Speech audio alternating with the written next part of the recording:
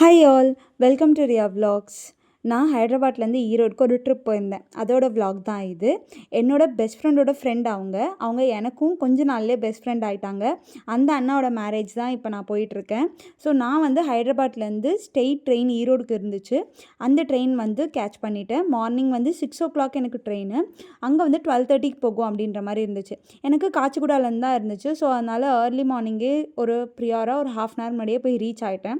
But train வந்து ஒரு 5 to 10 minutes தான் லேட்டாக வந்துச்சு. பட் ஆனால் ரொம்ப ப்ரியாராகவே ரீச் ஆகிடுச்சு. 11:30க்கெல்லாமே ரீச் ஆகிடுச்சு. பட் அவங்க சொன்ன டைமிங் 12:30 தான். ஸோ ட்ரெயினில் ஏறி உட்காந்துட்டு நான் பிரேக்ஃபாஸ்ட் எதுவுமே பெருசாக எடுத்துக்கல. கொஞ்சம் ஸ்நாக்ஸ் மட்டும் வாங்கிக்கிட்டேன். பட் லஞ்ச் வந்து மார்னிங்கே ஏஞ்சி ப்ரிப்பேர் பண்ணிவிட்டேன். லஞ்ச் வந்து என்ன பண்ணியிருந்தேன் அப்படின்னா, கொஞ்சம் காரக்குழம்பு முன்னாடி நாள் நைட் வச்சுட்டேன். அதுக்கப்புறமா கூட்டும் ஸ்நாக்ஸ் மட்டும் மார்னிங் எடுத்துக்கிட்டு காலையில் வந்து இட்லி ஊற்றி எடுத்துக்கிட்டேன். அதுக்கப்புறமா இது எல்லாத்தையும் சாப்பிட்டு முடிச்சுட்டு நானும் ஒரு குட்டி தூக்கத்தை போட்டுட்டு ஏஞ்சாலுமே இன்னும் ட்ரெயின் போய்க்கிட்டே தான் இருந்துச்சு. போய்க்கிட்டே இருந்துச்சு. அதுக்கப்புறமா ஈவினிங் ஆச்சு. ஸோ நடுவில் கொஞ்சம் ஸ்நாக்ஸ்லாம் வாங்கி சாப்பிட்டுட்டு ஈவினிங் ஒரு பியூட்டிஃபுல் சன்செட் பார்த்துட்டு அதுக்கப்புறமா எப்படா வரும்னு பார்த்தா 11:30க்கெல்லாமே ட்ரெயின் வந்து ரீச் ஆகிடுச்சு. நான் ஈரோடில் போயிட்டேன். நான் வந்து போகிறப்பயே கொஞ்சம் யோசிச்சுட்டு தான் போனேன். ரொம்ப இருட்டாக இருக்குமே என்ன பண்ணுறது அப்படின்னு.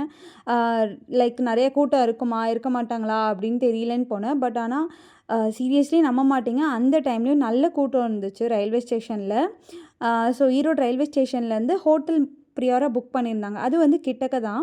ஸோ அதனால் என்ன பண்ணேன், ரேப்பிடோ புக் பண்ணிவிட்டேன். ரேப்பிடோ வந்து எனக்கு அமௌண்ட் வந்து ஒரு 50 அப்படின்ற போல தான் காமிச்சிச்சு. ரொம்ப 1 கிலோமீட்டரில் தான் வந்து ஹோட்டல் ப்ரியாராக புக் பண்ணியிருந்தாங்க. மோஸ்ட்லி இங்கே ஈரோடில் வந்து ரெட் டாக்ஸின்னு ஒன்று இருக்குது. அது வந்து ரேப்பிடோவோடையே இன்னுமே வந்து ரொம்ப ஈஸியாக இருக்குது. மோர் ஆர் லெஸ் ரேப்பிடோவோட ரெட் டாக்ஸி கொஞ்சம் தான் வந்து ரேட் அதிகமாக இருக்குது. பட் ரெட் டாக்ஸி ரொம்ப ஃப்ரீக்வெண்ட்டாக இருக்குது. நீங்கள் புக் பண்ணியே ஒரு 5 minutes 2 minutes கூட வெயிட் பண்ண வேணாம். உடனேவே எல்லா இடத்துலையுமே வந்து ரெட் டாக்ஸி வந்து புக் ஆகிடுது.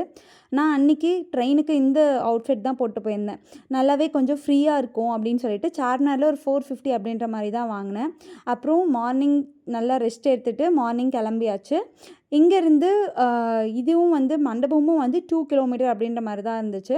அந்த அண்ணாவே கார் அனுப்பிச்சிருந்தாரு. ஸோ அதனால் நாங்கள் ஃப்ரெண்ட்ஸ் 3 பேருமே கிளம்பி அன்றைக்கி வந்து மல்லிகைப்பூ வந்து இல்லை, ஏன்னா நாங்கள் லேட்டாக போனோம். ஸோ அதனால் மல்லிகைப்பூ இல்லை. அதனால் நாங்கள் வந்து அரும்பு வாங்கிட்டு கிளம்பியாச்சு. நாங்கள் போகிறதுக்குள்ளே என்கேஜ்மெண்ட்டே முடிஞ்சிருச்சு.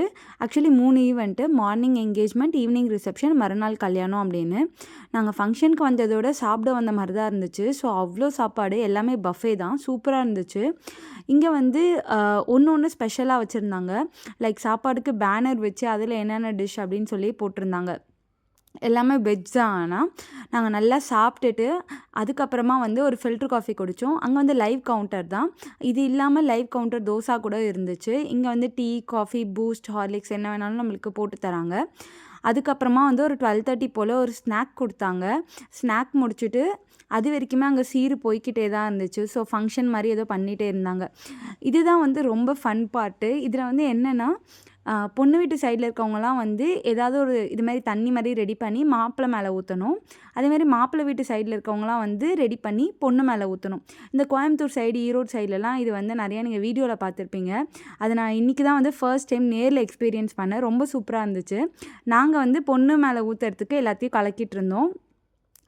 ஸோ கிச்சன் போயிட்டு வாளிலாம் வாங்கிட்டு இதில் வந்து நாங்கள் வெங்காயத்தோல், தக்காளி, அதுக்கப்புறம் கருவேப்பிலை, கொத்தமல்லி அது மாதிரி இருக்கிறது, அதுக்கப்புறமா வந்து இந்த பூவோட கொஞ்சம் வேஸ்டேஜ்லாம் இருக்கும்ல அது, அதுக்கப்புறம் தயிர், அதுக்கப்புறம் மாவு மாதிரி ஏதோ கலந்து இதெல்லாம் போட்டாச்சு. ஸோ இது வந்து ஊற்றுறப்ப வந்து மாப்பிள்ளைக்கு இதாக இருக்கிறவங்களாம், ரிலேட்டிவாக இருக்கவங்களாம் வந்து தடுப்பாங்க. அதே மாதிரியே பொண்ணு மேலே ஊற்றுறப்ப பொண்ணுக்கு ரிலேட்டிவாக இருக்கவங்களாம் தடுப்பாங்க. அதை மீறி தான் நம்ம ஊற்றணும். ஸோ கைண்ட் ஆஃப் இது விளையாடுற மாதிரி தான் இருக்கும். ஜாலியாக இருந்துச்சு இது நாங்கள் பார்க்குறதுக்கு. அதுக்கப்புறமா வந்து லன்ச் பண்ணாங்க. லஞ்சுக்கு வந்து நான் வந்து இது வரைக்கும் எந்த கல்யாணத்துலையுமே தேங்காய் துவையல் வச்சு அது மேலே எண்ணெய் ஊற்றி இது வரைக்கும் நான் பார்த்ததில்ல. நீங்கள் எதாவது பார்த்துருந்தீங்கன்னா கமெண்ட் பண்ணுங்கள். அதுக்கப்புறம் மதியானம் போலி அப்பெல்லாம் கூட வச்சுருந்தாங்க. இந்த பேனர் என்னதுன்னா ரிசப்ஷன். ஆமாம், அதுக்குள்ளே ரிசப்ஷன் வந்துருச்சு. நாங்கள் அதுக்குள்ளே ரூம் போய் ரெடி ஆகிட்டு வந்துட்டோம். அதெல்லாம் நான் பெருசாக எதுவும் வீடியோ எடுக்கலை. ஏன்னா மார்னிங்கே நம்ம லேட்டாக வந்தோம் அப்படின்றதுக்காக. இங்கே வந்து டின்னரில் வந்து சூப்பராக இருந்துச்சு எல்லா சாப்பாடுமே. பரோட்டா, ஆப்பம் அப்படி இப்படின்னு நிறையா வச்சுருந்தாங்க. அதுக்கப்புறமா மார்னிங் இது வந்து கல்யாணம். கல்யாணத்துக்கு வந்து நான் இந்த சாரீ தான் வியர் பண்ணியிருந்தேன். அதுக்கேற்ற மாதிரி செட் ஆஃப் பேங்கிள்ஸ் போட்டிருந்தேன். இவங்க கல்யாணம் வந்து அக்னி இல்லாமல் சிவன் மந்திரம் சொல்லி முருகர் மந்திரம் அப்படிலாம் ஏதேதோ சொல்லி தமிழ் முறைப்படி கல்யாணமாக எனக்கு கரெக்டாக தெரியல.